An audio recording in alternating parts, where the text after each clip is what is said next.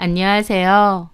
저는 일명 평강공주 컴플렉스로 못난 남자와 결혼했다가 제대로 뒤통수 맞고 정신 차린 30대 후반의 여자입니다. 소위 본인보다 모자라고 부족한 남자지만 사랑으로 그 남자의 능력을 개발시켜주고 그 남자의 성공을 통해 대리 성취감을 느끼고 또 그 남자에게 가지는 연민을 사랑으로 착각하는 것이 평강공주 컴플렉스라고 하더라고요. 지나고 보니 제가 딱 그거였던 것 같습니다. 또 뒤늦게 제가 참 어리석었구나 깨닫기도 했고요. 그 남자와 저의 인연은 중학교 때부터였어요. 그 남자의 이름은 범수였고 저는 같은 학교, 같은 반이었는데 그렇게 친한 친구는 아니었습니다. 저는 활발한 성격이었고 학업 성적도 괜찮은 편이었어요. 주변에 친구들도 많았고 나름 리더십도 있는 편이었죠. 그래서 중학교 3년 내내 반장 자리를 놓친 적이 없습니다.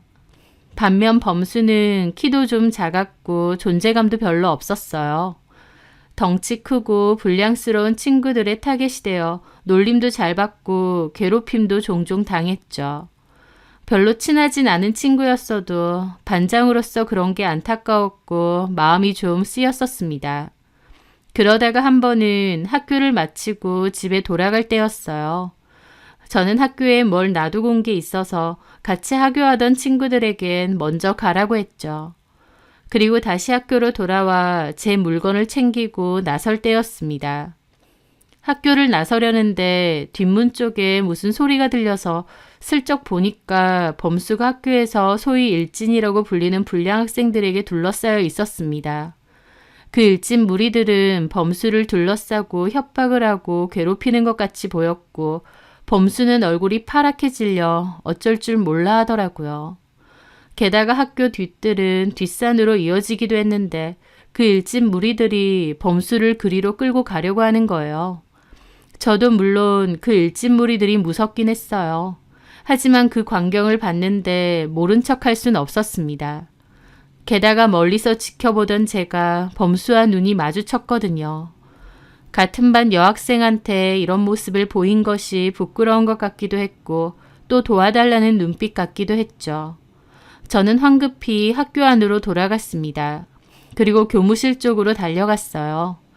그날이 토요일이라 선생님들도 퇴근을 많이 하셨을 텐데 다행히 당직하는 선생님을 찾아낼 수 있었죠. 그 선생님께 제가 본 것을 말했고 그 선생님도 뒤뜰로 달려가셨습니다. 저보고는 먼저 집에 가라고 하시면서요. 그렇게 저는 걱정되는 마음을 안고 집으로 가게 되었죠. 선생님이 가셨는데 어떻게 됐을까? 그 친구는 괜찮을까? 이런저런 생각이 주말 동안 들었습니다. 그렇게 월요일에 학교를 가보니 뒷산으로 범수가 끌려가는 걸 선생님이 저지했고 그 일진 애들은 도망갔다고 했어요. 하지만 대강 누군 줄 알았던 선생님은 그 학생들을 교무실로 불렀고 학부모들까지 부르게 되었습니다. 그 일로 학교가 꽤나 시끌시끌했었죠.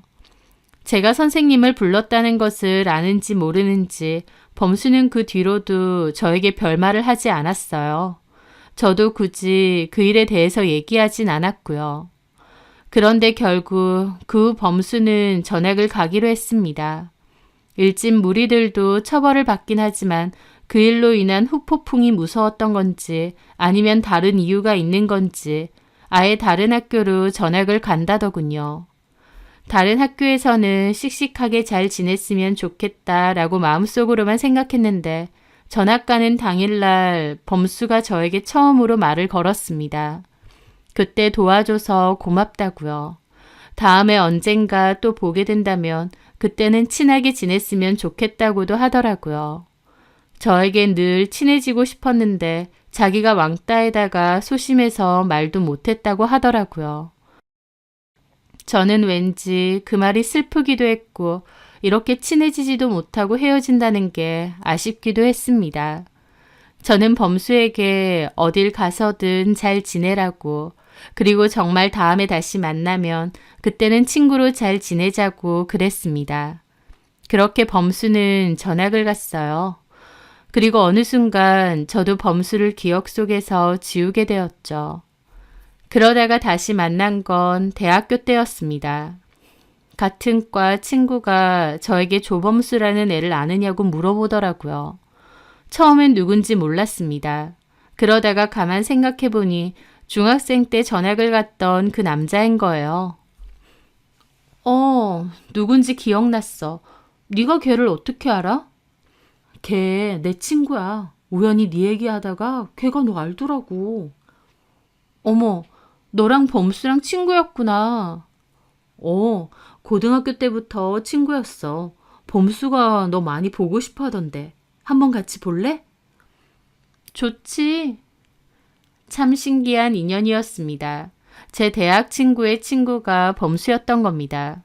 그렇게 저희는 다시 만나게 되었는데 그 사이에 키도 많이 크고 얼굴도 밝아졌더라고요. 행동도 그때는 의기소침했는데 이제는 자신감도 많이 생기고 밝아 보였습니다. 범수는 저를 너무 반가워했고 저도 반가웠어요. 다시 만나면 친구가 되자는 얘기 기억하냐고 했고 저희는 그렇게 친구가 되었습니다. 범수는 집안 형편이 그렇게 좋지 않아서 휴학을 자주 했다고 했습니다. 가족으론 아빠와 여동생이 있다고 하는데 아버지는 제대로 된 직업이 없다고 하더라고요. 범수가 어릴 때는 사업을 좀 하셨다는데 그거 망하고 나선 딱히 제대로 된 직업을 갖지 않고 집에만 지내신대요. 게다가 가만 보니 병원에 자주 가시더라고요. 어디 다치거나 몸이 편찮으셔서 가시는 게 아니라 보험금 받으려는 심산으로 자주 입원을 하는 소위 나일론 환자였던 거죠. 친구로 지내면서 지켜보니 병원에 입원을 정말 자주 하셨어요. 다양한 병명으로요. 막상 병문 한 차 가보면 딱히 어디가 많이 안 좋거나 아프신 것도 아닌데다 오히려 몹시 건강하신 편이었는데 말이죠. 게다가 범수의 여동생은 고등학교를 졸업하고 옷가게나 신발가게에서 일한다고 했는데요. 그마저도 오래 일을 잘 못하고 자주 그만둔다고 하더라고요. 철딱서니가 없어서 친구들이랑 몰려다니면서 놀러 다니고 술 마시러 다니고 집에도 잘 안 들어온다고 했습니다. 그나마 범수는 착실하게 알바 열심히 하면서 등록금 모으고 미래에 대한 준비를 하더라고요. 아빠나 동생이 저래도 불평불만도 없고 긍정적인 모습이 많았는데 저도 친구지만 범수에게 참 배울 게 많구나 라는 생각을 많이 했습니다. 저는 범수보다 먼저 졸업을 하고 원하던 회사에 입사를 하게 되었습니다. 범수는 잦은 휴학 때문에 20대 후반이 되어서야 겨우 졸업을 할 수 있었어요. 뒤늦게 취업 준비를 했는데 나이 때문인지 아니면 부족한 스펙 때문인지 취업이 잘 되지 않았습니다. 그 와중에 또 중견급 이상의 기업에 입사하길 원했기에 더더욱 취업이 힘들었던 것 같아요. 범수는 자기가 집에서 실질적인 가장 노릇도 해야 되기 때문에 월급을 많이 주는 곳으로 가야 된다는 소리를 잘했습니다. 하지만 입사 지원한 곳에서는 번번이 떨어졌고 많이 힘들어 하더라고요.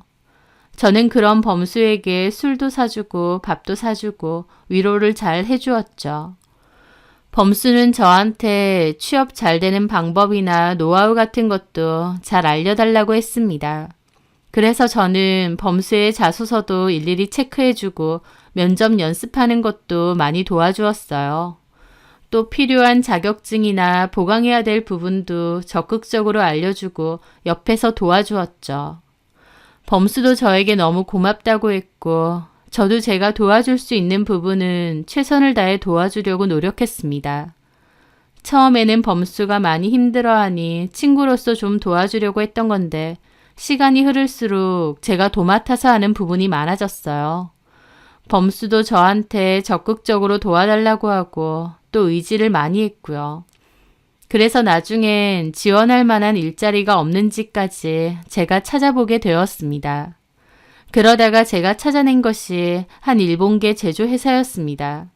범수가 영어는 안 돼도 이러는 자격증도 있고 할 수 있다고 했는데 마침 조건이 잘 맞더라고요. 게다가 연봉도 괜찮은 편이고 회사 규모도 일본 합작 회사라 그렇게 작은 편이 아니었습니다. 저는 범수에게 추천을 했고 같이 자소서 준비해서 입사 지원을 하게 되었어요. 결과는 최종 합격이었습니다. 범수는 합격 사실을 가장 저에게 먼저 전화해서 알렸고 저도 제 일처럼 뛸 듯이 기뻐했어요. 범수는 그 회사에 취업한 후 첫 월급을 받았을 때 저에게 밥을 사주겠다고 나오라고 하더라고요. 그리고는 저에게 명품 지갑을 하나 선물해 주는 겁니다. 저는 깜짝 놀라서 이게 뭐냐고 했는데 자기가 이 회사 알게 되고 들어온 것도 다 제 덕분이라며 저한테 꼭 선물을 주고 싶었답니다.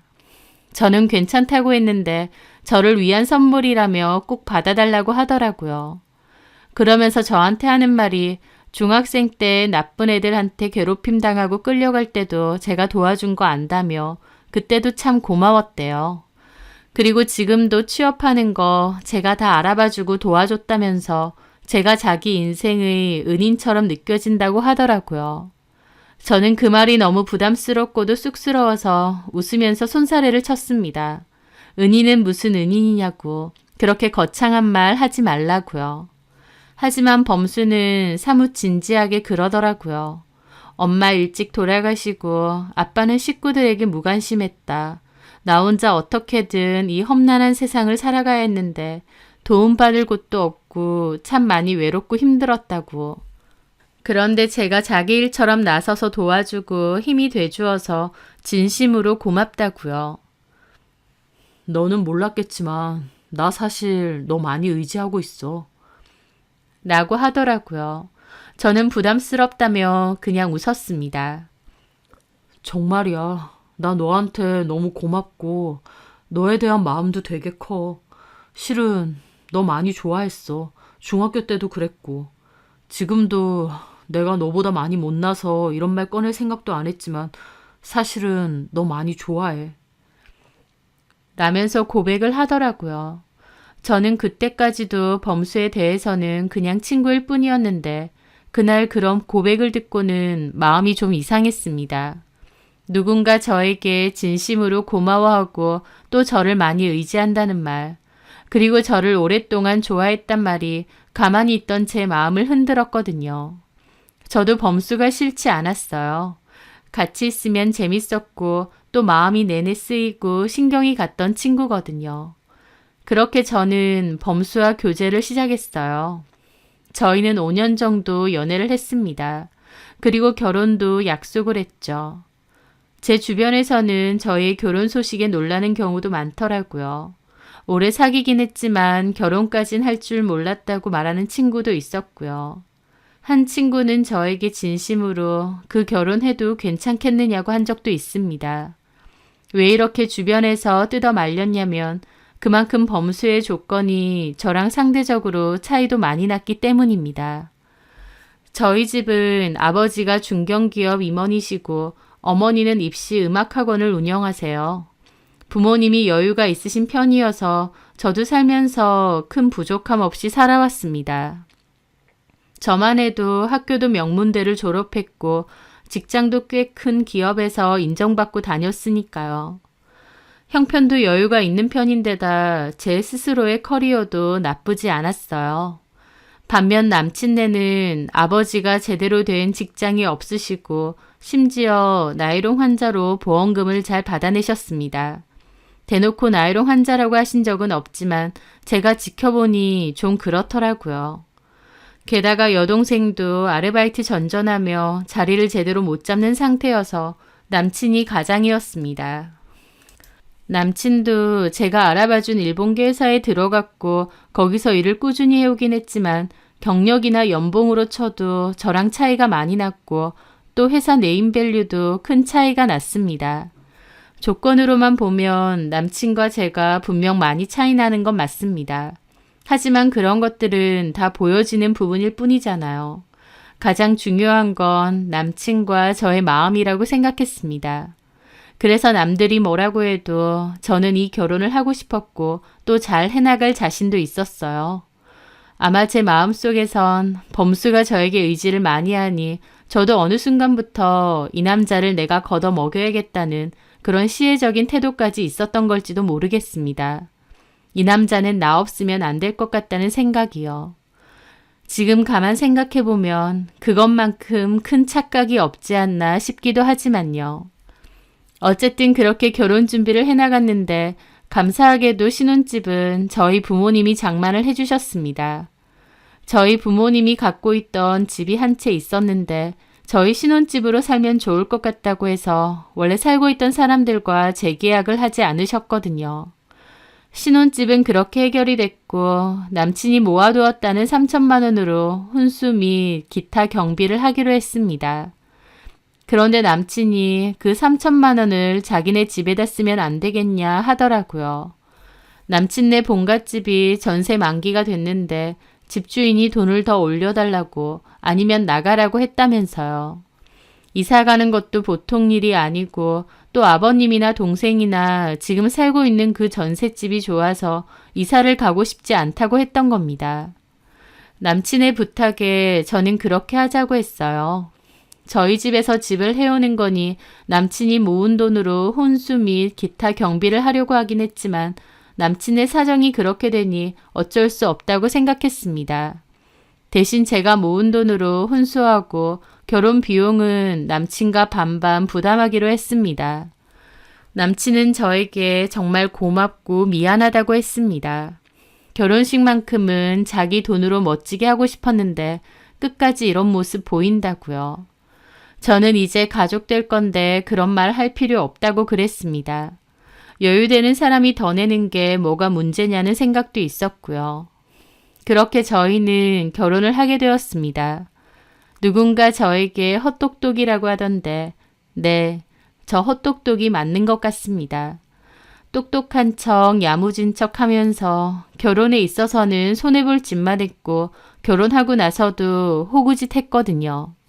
제 남편은 정작 어리숙한 척 불쌍한 척 하면서 본인 실속 다 챙기고 손해 하나 볼 게 없었으니까요. 근데도 저는 몰랐죠. 제 남편에게 저는 너무나도 중요한 존재고 없어서는 안 될 존재라고 착각했고 또 남편이 저를 많이 의지하기 때문에 저 없으면 안 될 거라고 생각했습니다. 사실은 남편은 입 빨린 소리하면서 저한테서 필요한 건 야무지게 다 뜯어가고 있었다는 걸 그때는 몰랐던 것 같아요. 결혼하고 보니 시아버지나 시누나 더 대책이 없었습니다. 게다가 며느리 들어왔다고 챙김받고 싶어 하시는 것도 많았죠. 저는 바쁜 회사 일 도중에도 틈틈이 아버님 댁 가서 반찬 만들어드리고 살림도 도와드렸습니다. 남편은 그럴 때마다 늘 고맙다고 했는데 사실 말만 고맙다고 하는 거였어요. 입으로 고맙다, 너밖에 없다 그런 소리를 줄창 해댔는데 그렇게 말 몇 마디 하면 제가 알아서 그 집안 살림꾼, 몸쪽 노릇 다 했으니까요. 게다가 남편보다 연봉이 훨씬 괜찮다는 것을 알게 된 시아버지와 시누는 이따금씩 용돈도 잘 요구했습니다. 초반에는 제 여력이 되는 대로 드린 적도 많지만 나중에는 저도 거절을 하게 되었고 그 일로 시아버지가 저한테 감정이 상하신 적도 있었지만요.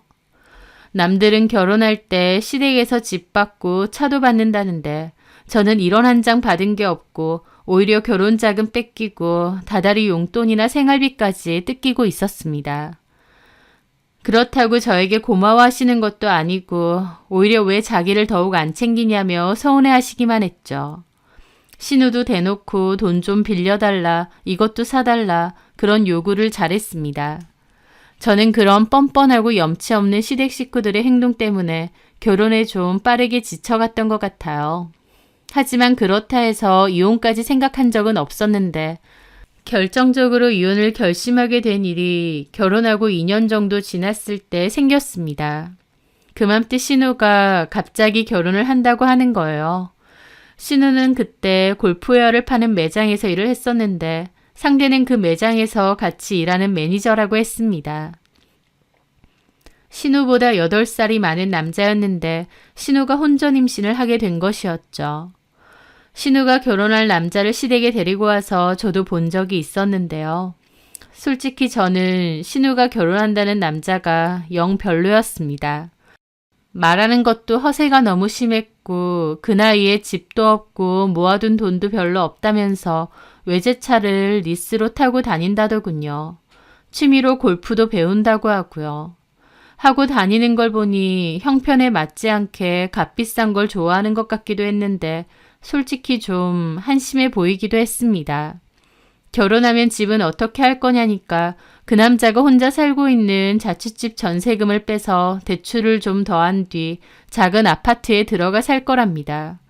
그 돈은 남자 쪽에서 한대요. 신우가 선택한 사람이기에 제가 왈가왈부할 건 아니겠죠. 그런데 남편이 신우 결혼하는 걸 좀 도와주면 안 되겠냐는 거예요. 아가씨 결혼하는 걸 우리가 도와주자고? 얼마나? 그래도 내가 오빠인데 한 2천만 원 정도는 도와주고 싶은데. 저는 좀 놀랐습니다. 오빠로서 여동생 결혼한다고 도와주고 싶은 마음은 알겠지만 2천만 원이나 도와주려 한다니요. 무슨 돈으로? 자기 통장에 돈이 좀 있잖아. 그걸로 좀 도와주면 안 될까? 제가 결혼 전에 일하면서 모아둔 돈이 있는데 거기서 2천만 원 정도 도와주자는 겁니다. 저희 살고 있는 신혼집도 저희 아빠 명의였고 결혼할 때 저도 돈을 좀 내긴 했지만 그래도 그동안 모아둔 돈은 고스란히 들고 있었거든요. 그런데 그 돈에서 2천만 원을 빼서 신우에게 도와주자는 겁니다. 저는 그건 좀 그렇다고 바로 거절했습니다. 막말로 남편 본인 돈으로 신우 도와주겠다고 하면 저도 말리진 않을 겁니다. 근데 무슨 맡겨놓은 것도 아니고 제 돈으로 신우 결혼하는 걸 도와주자고 하니 싫더라고요. 신우가 결혼하면 저도 한 500만 원 정도는 줄 의향이 있었어요. 필요한 가정가구 사는데 보태라고요. 하지만 2천만 원이라니 그렇게 하고 싶지 않더라고요. 저는 남편에게 본인이 모은 돈이 있으면 그걸로 도와주라고 했습니다. 남편 돈으로 도와주는 것에 대해선 아무 말 안 할 거라고요. 남편과 저는 각자 버는 돈에서 150만 원씩 생활비를 각출해서 쓰고 나머지 돈은 각자 관리하기로 했습니다. 그렇게 모은 300만 원은 저희 공동 생활비로 쓰기도 했고 또 남으면 모아서 필요한 돈에 쓰기도 했어요. 양가 부모님 챙기는 돈으로도 쓸 때도 있었고 또 많이 모이면 같이 여행을 가자고도 했죠. 남편도 동의해서 내내 그렇게 잘 해왔습니다. 그리고 그 공동 생활비 빼고는 나머지 각자의 돈은 어디에다 뭘 쓰던지 서로 참견하지 않기로 했어요. 저는 공동 생활비 빼고 나머지 돈은 다 적금이나 예금으로 차곡차곡 모아두었거든요. 남편도 그렇게 했을 테니 그걸 쓰라는 말이었죠. 그런데 남편 한다는 말이 실은 자기가 모아둔 돈이 따로 없다는 거예요. 왜? 공동생활비로 자기 월급에서 150만 원 내고 나머지 돈은 그동안 어떻게 했는데? 그런데 남편 한다는 말이 사실 그동안 아버님한테 많이 드렸다는 거예요. 아버님이 따로 직장이 없고 돈이 들어올 데가 없다 보니 남편이 생활비를 드린 거죠. 그 얘기를 듣는데 갑자기 속이 갑갑하더라고요. 왜냐면 결혼 2년 동안 꼭 생신이나 어버이날 아니더라도 틈틈이 아버님에게 따로 생활비나 용돈을 드린 적도 제법 있거든요. 그런 돈도 모으면 적지 않을 텐데 저한테는 말도 안 하고 꼬박꼬박 남편으로부터 생활비까지 받고 계셨다는 겁니다.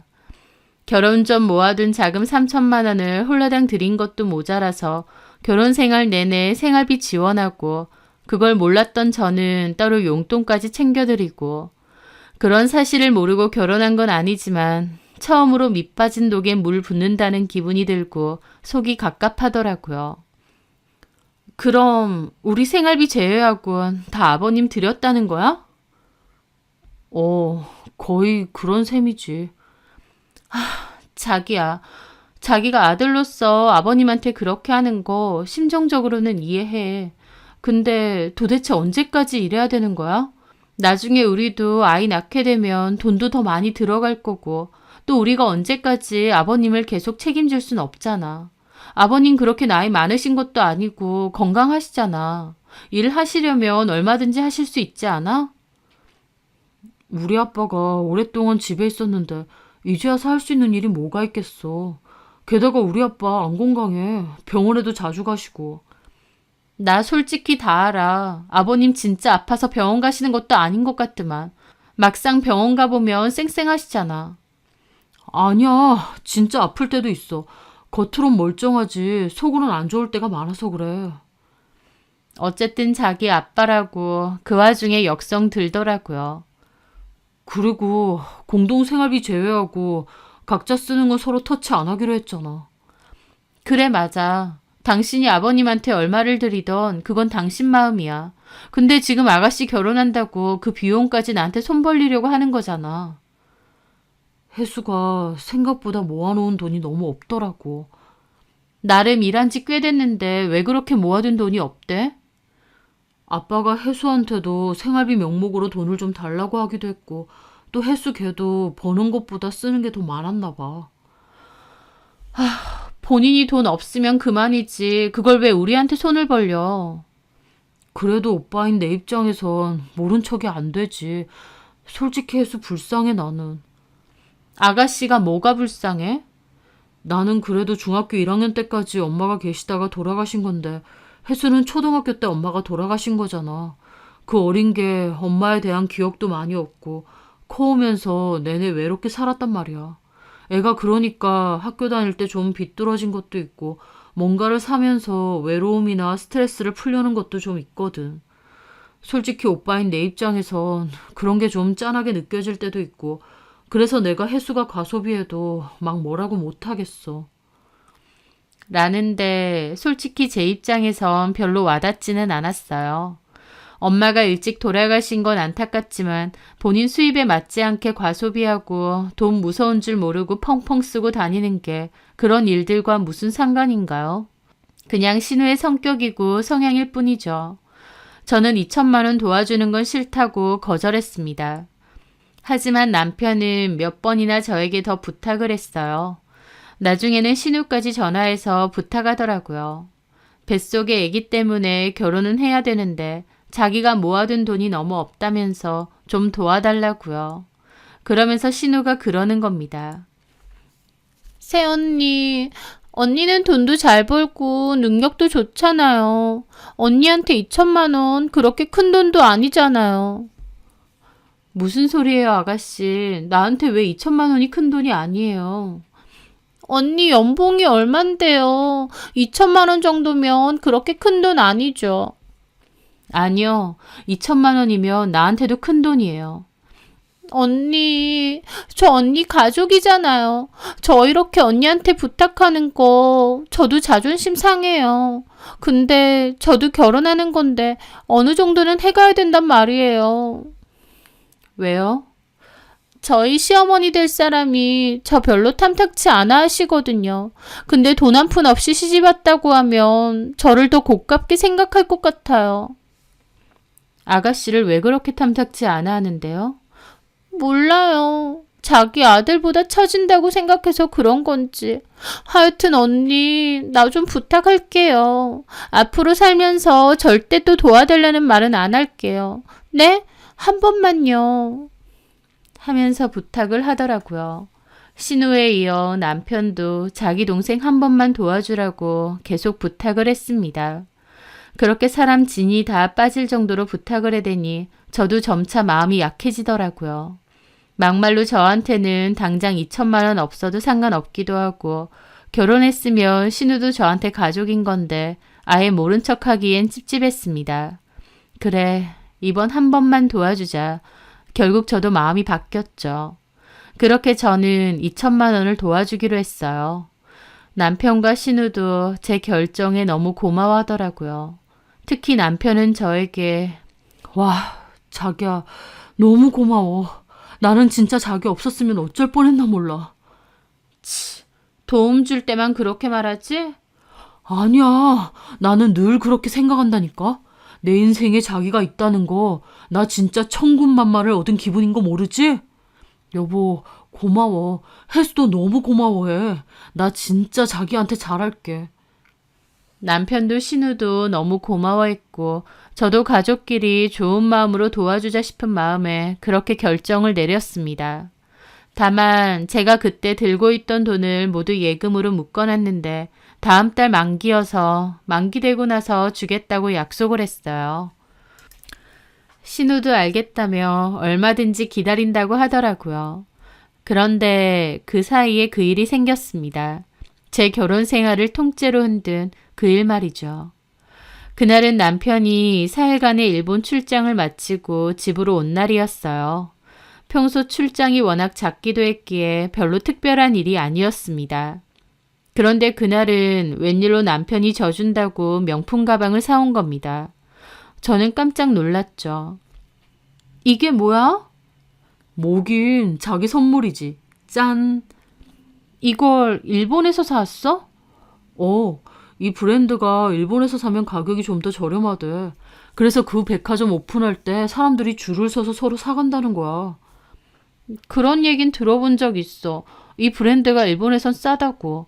그럼 자기도 이거 사려고 줄 섰어? 당연하지. 내가 1등으로 달려갔다니까. 참나, 뭐하러 일하러 간 사람이. 자기한테 이거 사주고 싶어서. 그리고 일 다 끝나고 마지막 날 가서 사온 거야. 나 맨날 자기한테 뭐 받기만 하는데 이 정도도 안 해주냐?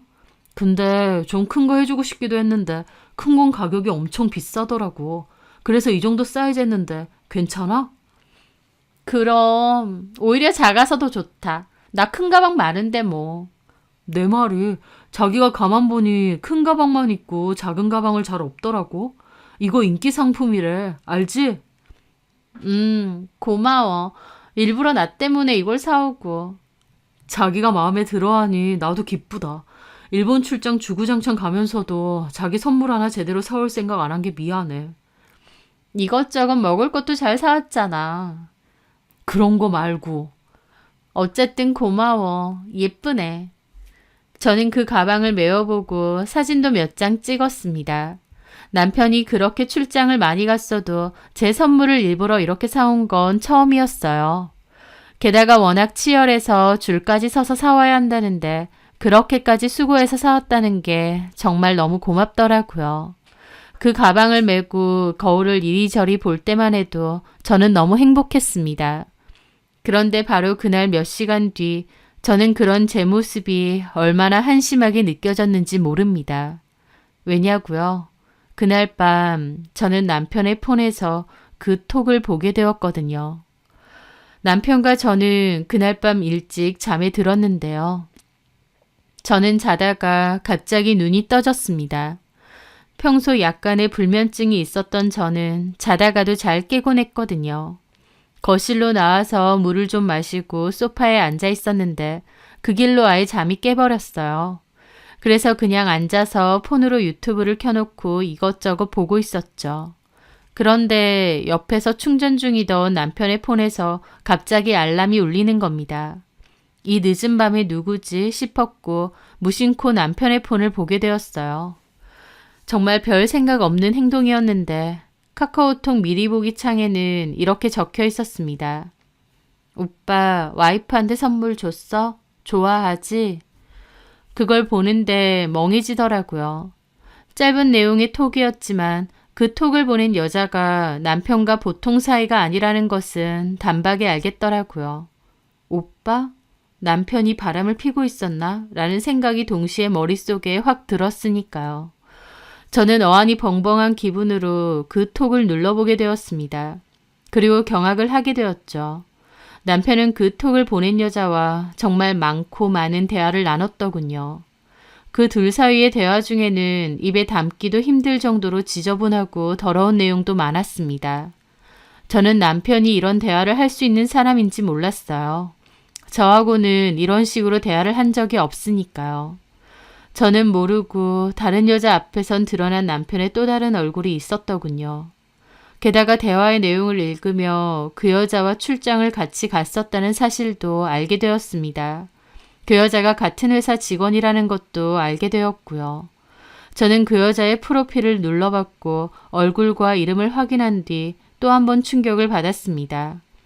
상대 여자는 남편이 한 번씩 얘기하던 직장 후배였거든요. 남편의 직속 후배 직원이라고 했는데 일을 잘못해서 한 번씩 짜증난다고 했습니다. 제가 장난삼아 예쁘냐고 물었더니 남편 한다는 말이 결혼 안 했는데 아줌마같이 생겼다고 하는 겁니다.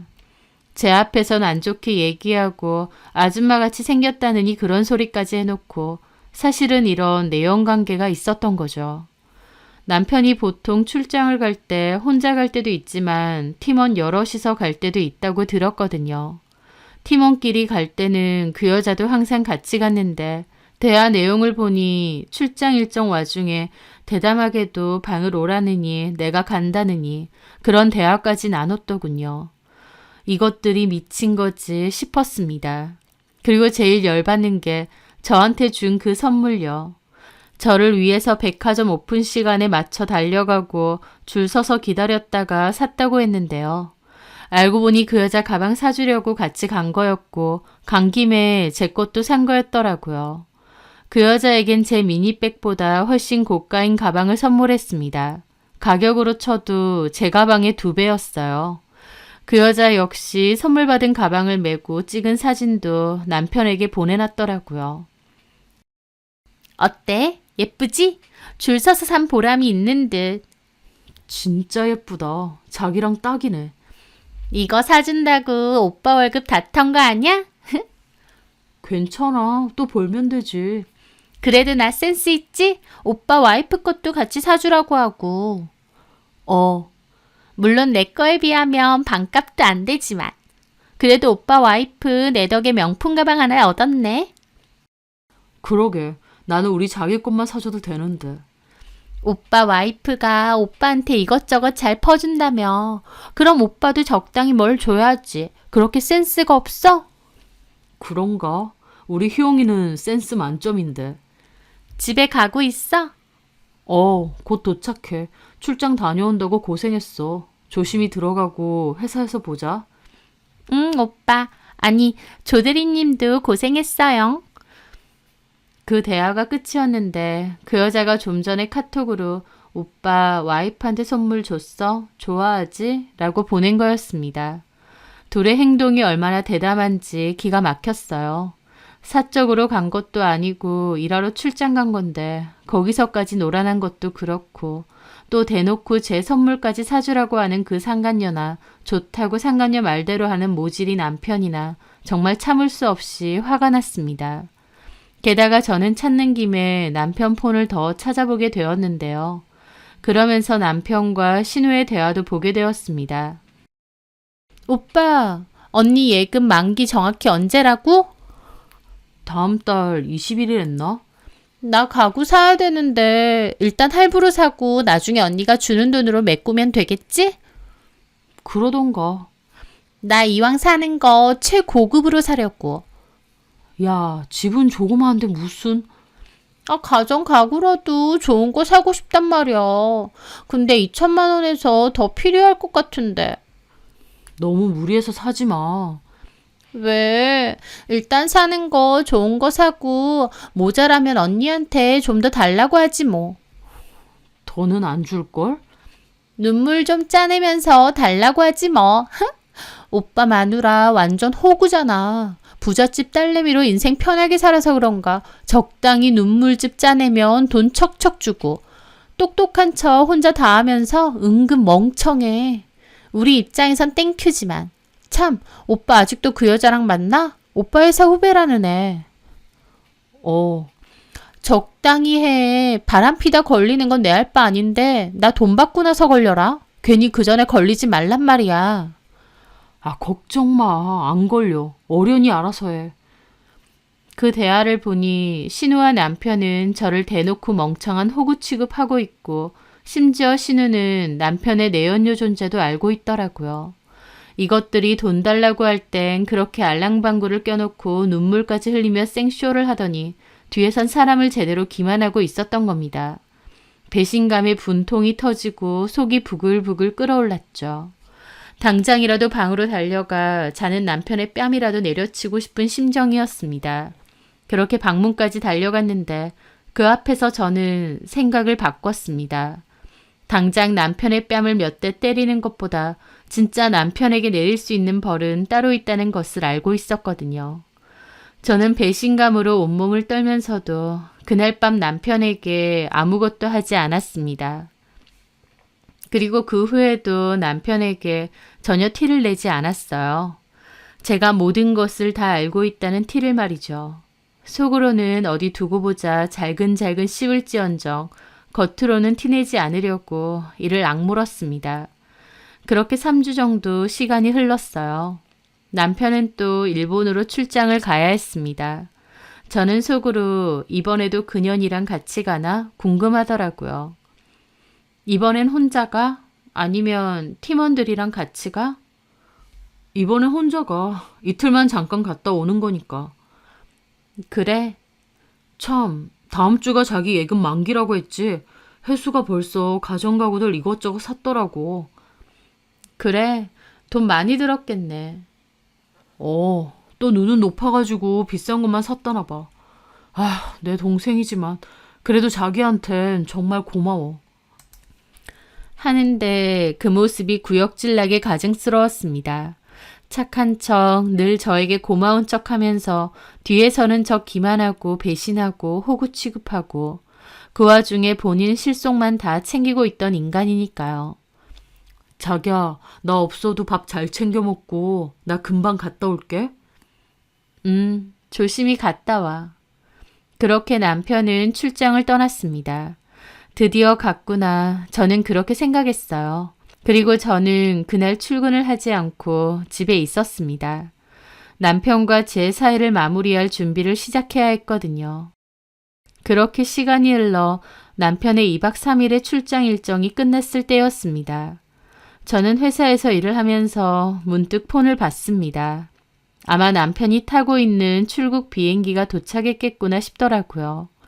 남편이 집에 돌아갔을 때 어떤 표정을 지을까 궁금하기도 했습니다. 그렇게 저는 회사에서 회의를 마치고 다시 자리로 돌아왔는데 사무실에 있는 직원 한 분이 저를 찾는 거예요. 황 대리님, 네? 회의 들어가실 때 폰 안 들고 가셨죠? 남편분이 회사로 전화하셨어요. 대리님 폰으로 전화 연결이 안 된다고. 아, 제가 전화할게요. 고마워요. 저는 폰을 확인했습니다. 부재중 전화가 13통이 와 있더군요. 아버님으로도 5통 정도 와 있고요. 저는 코웃음을 치고 무시했습니다. 잠시 후 남편에게서 또 전화가 오더라고요. 이번엔 받았습니다. 왜? 남편은 완전 다급한 목소리더라고요. 자기야, 왜 이제야 받아? 내가 부재중 남긴 거 못 봤어? 봤어. 근데? 제가 냉담하게 받자 남편 역시 수학이 넘어 당황하는 게 느껴졌습니다. 근데라니, 우리 집 문 비번 바꿨어? 그리고 아빠한테 전화 왔는데 자기가 내 짐들 몽땅 아빠 집으로 보냈어? 왜? 뭐가 왜야? 너 쫓겨났으니까. 어? 네. 저는 남편이 출장 간 틈에 남편의 짐을 모조리 다 쌌어요. 그리고 그날 당일 아침에 아버님 댁으로 보내버렸습니다. 게다가 저희 살고 있는 집 비번도 바꿨어요. 저 역시도 제 짐 챙겨서 일단 친정으로 왔고요. 여보, 왜 이래? 왜 이러냐고? 그걸 몰라서 물어? 출장을 빙자해서 불륜여행 다닌 소감이 어때? 너네 회사에서도 참 어이없겠다. 일하라고 출장 보내놨더니 불륜질이나 하고 있니? 제 말에 남편은 한참이나 말이 없더군요. 아마 들켰구나 싶었겠죠. 아버님이 서류 하나 같이 왔다고 나나디? 이혼 서류야. 내 건 다 작성했으니까 거기 도장 찍고 제출해줘. 그 정도는 해줄 수 있지. 남편은 다급하게 저를 붙잡더군요. 여보, 우리 얘기 좀 하자. 자기가 뭔가 대단히 오해를 하고 있나 봐. 오해일 리가. 내가 너랑 아니 형이 나눈 대화 다 봤는데 너무 더러워서 읽으면서도 내 눈이 더러워지는 기분이더라. 나는 너를 중학교 때부터 알았는데 그런 밝히는 인간인지 몰랐다. 오해야. 나 그 여자랑 그냥 회사 선후배고 그냥 친하게 지내는 사이일 뿐이야. 그런 대화도 그냥 장난일 뿐이고. 장난. 장난으로 그렇게 한 거면 더 큰일 아니야? 야, 너 사람 끝까지 사람 만만하게 보니? 네가 해달라는 대로 다 해주고 도와주고 그러니까 내가 진짜 네 호구로 보이디? 너 사람 진짜 잘못 봤어. 진짜 오해라니까? 자기가 뭔가 오해하는 거야.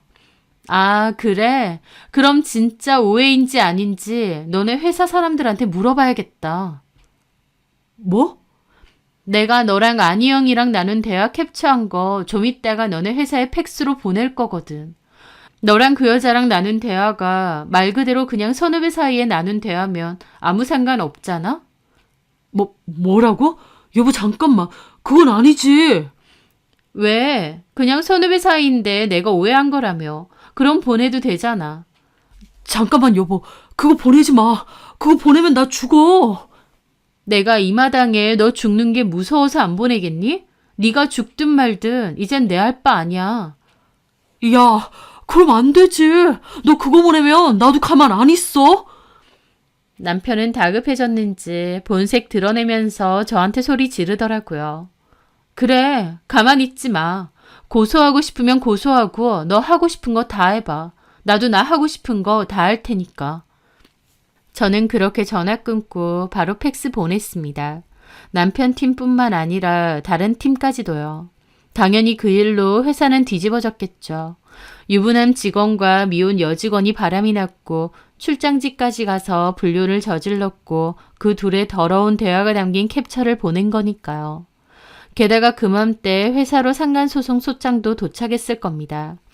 제가 남편의 외도 사실을 알고 난 후 한 달 동안 변호사 상담 다니고 소장 작성하고 이혼 준비를 차곡차곡 하고 있었거든요. 소장까지 전달받았는지 그 후 남편 저한테 연락 와서는 악을 있는 대로 지르더라고요. 제가 팩스 보낸 일로 회사 발칵 뒤집어졌고 불륜 상대와 출장지까지 가서 미래를 즐겼다는 사실 때문에 남편은 중징계까지 받아야 된다고 했습니다. 중징계도 문제지만 회사 사람들의 눈치와 수군거림 때문에 도저히 회사를 다닐 수가 없을 지경이라는 거예요. 그래서 그 여자는 그 파장을 견디지 못해 회사를 무단으로 안 나온다고 하더라고요. 남편은 저한테 무섭다면서 차라리 바람핀 거 알았을 때 자기한테 따지고 때리고 욕을 하지 어떻게 뒤에서 이렇게 하느냐고 자기 망하게 하려고 작정했느냐 하더라고요. 내가 뭐하러 너 때리고 욕하고 내 감정 소비해? 이렇게 하는 게 훨씬 깔끔한데. 너 나한테 그랬지? 인생의 은인이니 내 덕분에 산다느니 어쩌느니. 인생의 은인 같은 소리 하네. 너는 네 인생의 은인한테 이런 식으로 뒤통수 치니? 나는 이제 네 인생에서 빠질 거야. 앞으로는 네가 알아서 잘 수습해봐. 쥐뿔도 볼 거 없는 거 그래도 사람 하나 착한 줄 알고 결혼했는데 내가 미친 거지. 그렇게 저는 남편과의 통화를 끝냈습니다. 남편은 이혼 협의를 하지 않아서 결국 저는 이혼 소송까지 들어가게 되었습니다. 그런데 웃긴 게 그 와중에 신우는 저한테 전화해서 자기 오빠가 너무 힘들어한다, 죽고 싶어한다, 한 번만 봐주면 안 되겠느냐 하더라고요. 솔직히 지네 오빠 걱정되는 것보다 저한테 결혼 자금 받기로 했는데 못 받게 되었으니 똥줄이 타는 것 같았습니다. 어떻게든 지네 오빠랑 저랑 화해시켜서 결혼 자금 다시 받고 싶어 하는 게 느껴졌죠. 저희 오빠 진짜 저러다가 잘못될 것 같아요, 언니. 진심으로 반성하고 언니한테도 미안해하고 있어요. 저희 오빠 언니 없으면 안 되는 거 아시잖아요. 언니가 한 번만 봐주시면 안 될까요?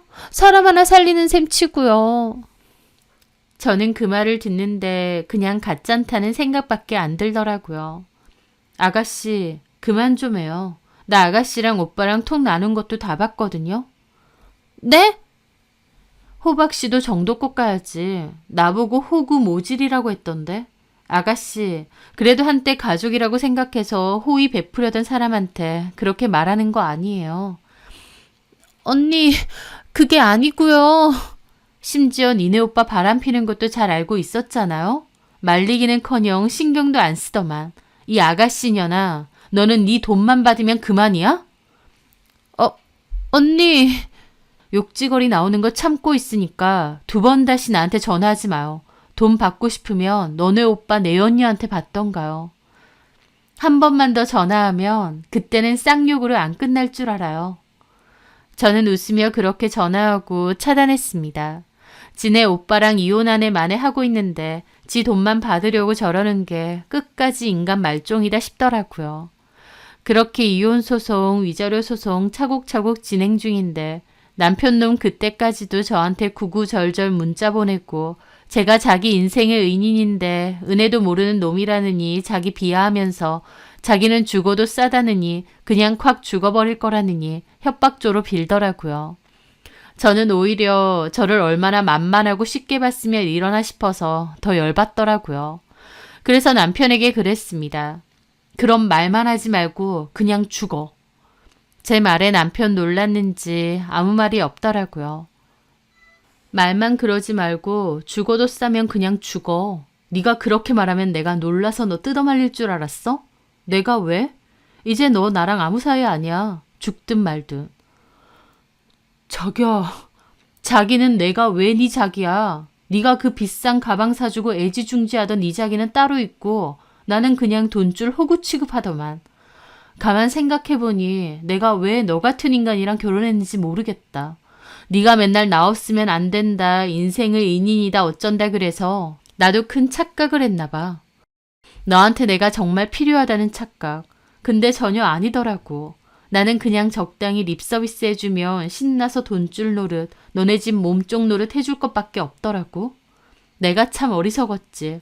도움이든 마음이든 받을 만한 자격이 있는 사람한테 주는 거고 너같이 배은 망덕한 인간한테는 그 어떤 것도 주는 게 아니었는데. 죽든지 말든지 네 마음대로 해. 이제 내 할 바 아니야. 참, 근데 죽을 거면 그 전에 위자료는 똑바로 보내고 그리고 앞으로는 다시 네 전화 안 받을 거니까 연락하지 마라.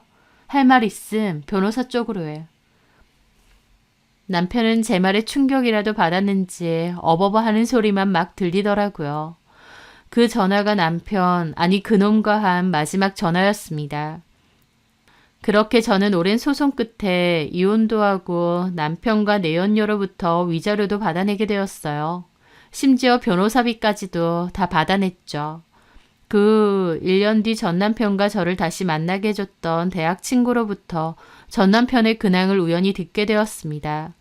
전 남편은 회사에서도 눈총과 압박을 받다가 결국 퇴사를 했다고 하더라고요. 그 상대방 여자는 그 전에 퇴사했다고 하고요. 다른 회사 구한다고 노력은 했는데 그 업계에선 소문이 많이 나서 쉽지는 않다고 하더라고요. 게다가 신우도 결국 결혼을 했다는데 신혼 때부터 이혼 위기라고 했습니다. 시모와의 갈등도 심하고 신우 남편도 신혼 초부터 바람핀 거 걸렸다고 하더라고요. 들어보니 전 남편 사는 꼬라지가 아주 볼만한 것 같았죠. 전 남편은 그 친구에게 저랑 이혼하고 나서 너무 힘들다느니 하소연도 했답니다. 아마 저한테 얘기 좀 전해주라는 거겠죠. 하지만 저는 그 친구에게 더 이상 전 남편 얘기를 전해주지 않아도 된다고 했습니다. 궁금하지도 않고 이제 제 인생에서 그 남자는 정말 안중에도 없거든요. 진심이든 아니든 어쨌든 제가 본인의 은인으로까지 느껴진다고 말할 정도라면 최소한 저한테 잘하고 고마워하며 살았어야 했을 겁니다. 그런데 은인이라고까지 한 저를 보기 좋게 배신하고 지가 잘나서 잘된 줄 알았던 전 남편. 본인의 지금 꼬라지도 스스로 자초한 거겠죠. 이제는 어쩌고 살든 정말 관심도 없고 제 알바도 아닙니다. 그리고 저도 앞으로는 제가 누군가의 삶을 구제해주고 구원해 줄 수 있을 거라는 착각은 버리려 합니다. 제 삶과 제 스스로나 돌보고 잘 살아야겠죠. 그 지긋지긋한 전 남편 그리고 시댁 식구들하고도 끝을 냈으니 제 인생에 집중하며 다시 잘 살아보려 합니다. 제 사연 들어주셔서 감사합니다.